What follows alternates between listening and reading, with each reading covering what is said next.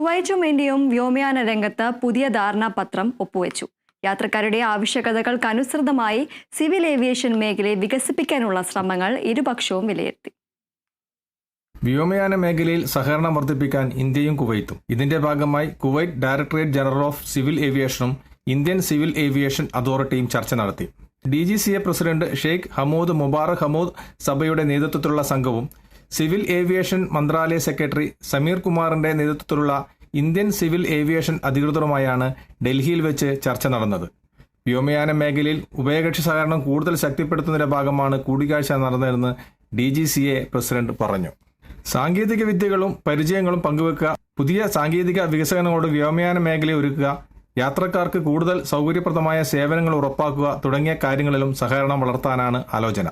കൂടിക്കാഴ്ചയുടെ പ്രധാന ഫലമായി ഇരു രാജ്യങ്ങളും തമ്മിൽ പുതിയ ധാരണാപത്രം ഒപ്പുവെച്ചു. വിപണി വളർച്ചയ്ക്കും സേവന നിലവാരം മെച്ചപ്പെടുത്തുന്നതിനും പിന്തുണ നൽകുന്ന വ്യവസ്ഥകൾ ഉൾക്കൊണ്ടതാണ് പുതിയ കരാർ. നിലവിലുള്ള വിമാന സേവനങ്ങൾ കൂടുതൽ വ്യാപിപ്പിച്ച് കൂടുതൽ ഗതാഗത സൗകര്യങ്ങൾ ഉറപ്പാക്കുകയും മേഖലയിൽ ദീർഘകാല വളർച്ചയ്ക്ക് അടിത്തറ ഒരുക്കുകയും ചെയ്യാനാണ് ഈ ചേർന്ന ശ്രമങ്ങളുടെ കുവൈറ്റും ഇന്ത്യയും ലക്ഷ്യമിടുന്നത്. കുവൈത്തിൽ നിന്നും കേരള വിഷനു വേണ്ടി IV സുനേഷ്, വെങ്ങര.